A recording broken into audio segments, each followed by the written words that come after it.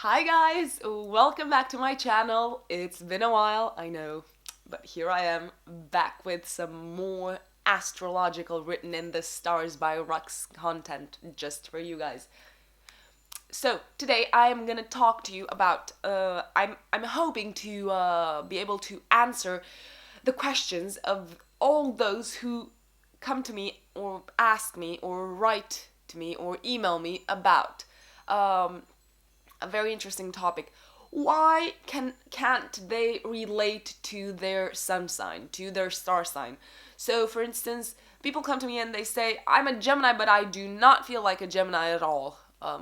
Well, I think Geminis do feel like Geminis. I don't know. I've just got a hunch about that. But in general, people say, "Oh, my horoscope is completely wrong. Whatever it said in the newspaper about me, it's completely untrue. Or I have read the characteristics of my star sign and that's completely untrue. I cannot relate to any of those things. Well, to most of those things, to 99.9% of those things. Why is that? Astrology is so much BS. I do not believe in it." Well, actually, my dear friends, there is an explanation for this.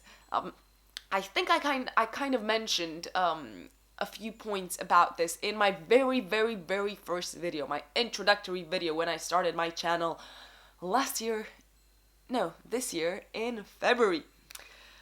You are not 100% your sun sign. That is why you cannot relate 100% to your sun sign or star sign or zodiac sign or however you want to call it. Let me get into detail and explain to you.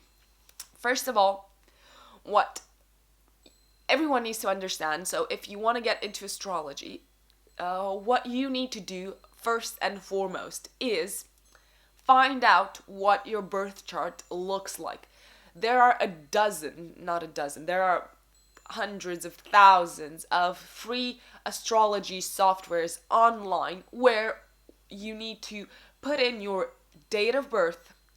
You also need to put in your time of birth because that completely changes things. It affects your personality and your life and who you are and what will happen to you on a very deep level, and also the place where you were born. So things don't just depend on the day when you were born because that's what gives your sun sign.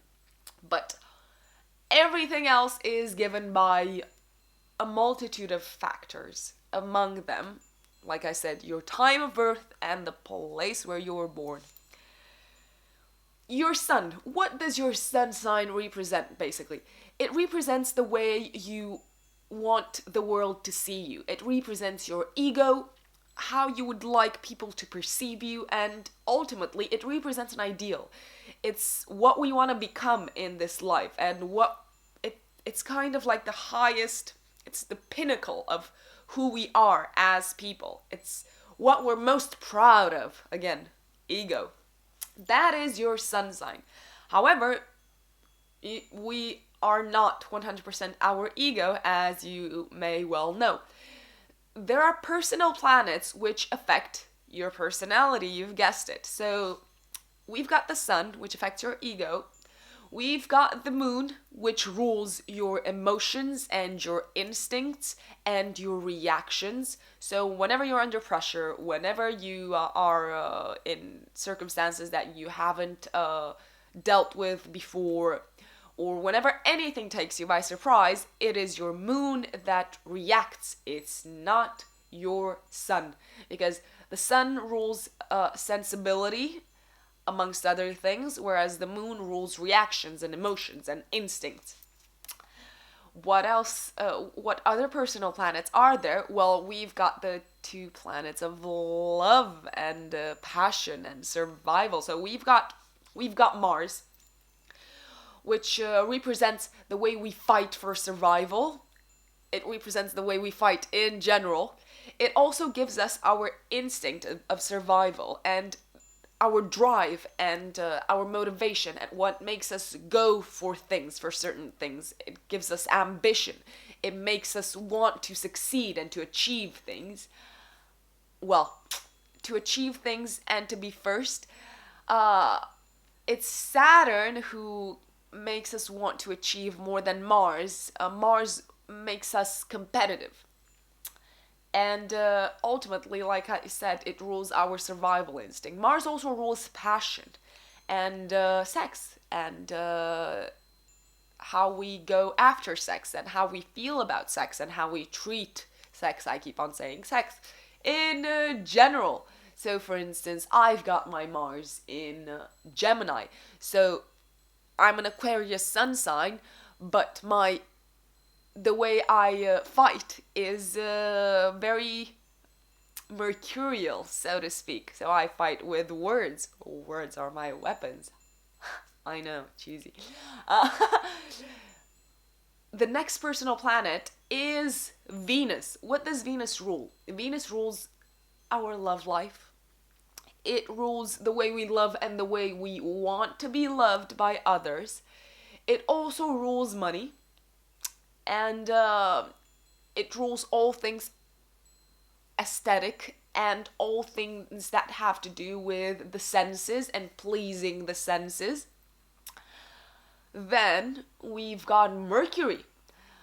What does Mercury rule? You've guessed it, it rules the way we communicate. How do the words come out of your mouth? How do you think? Mercury also rules day-to-day thinking and how we make connections in our head and how we rationalize and how we analyze things.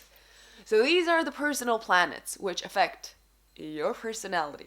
Then you've got the peer planets, which don't affect you on such a personal level unless they are they form an aspect with your personal planet. So the peer planets are Saturn and Jupiter. These guys, what do they rule? So Saturn rules,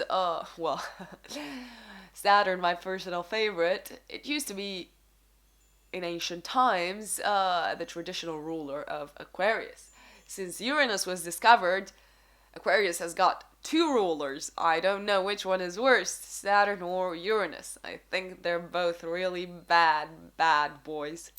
But yeah, it is what it is. You can't change when you were born, how you were born, blah.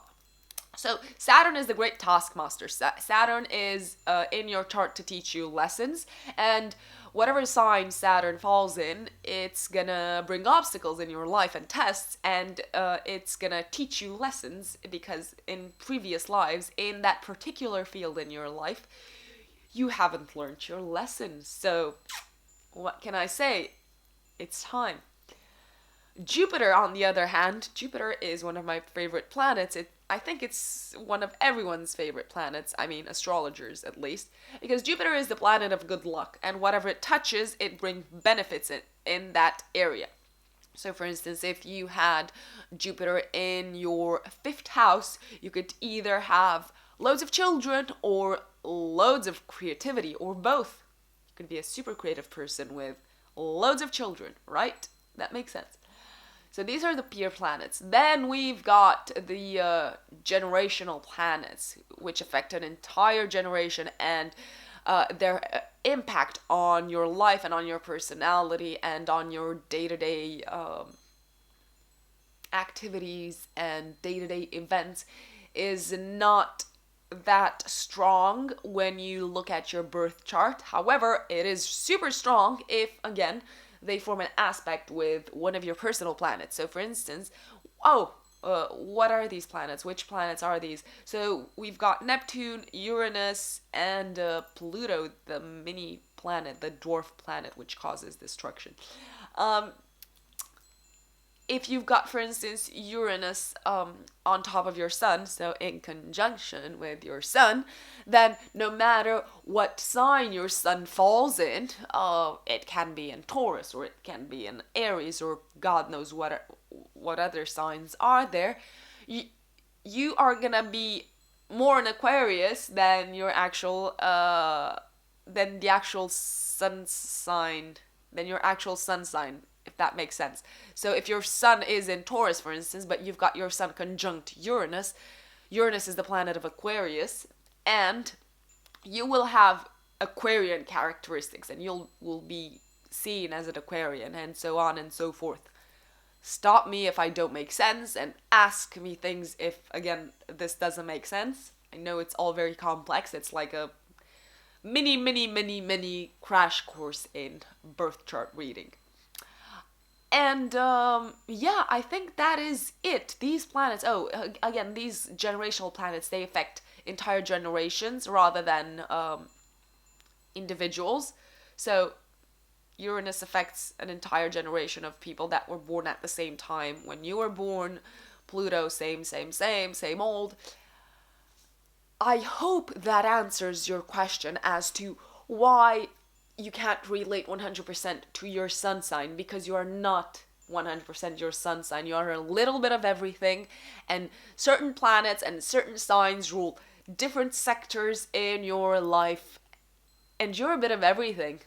We are all whole, and we are this and we are that, and things are not black and white, and that's it. So just ask me whatever crosses your mind about zodiac signs, about your zodiac sign, about whether you can relate to your sign or not, and I'll catch up with you guys soon.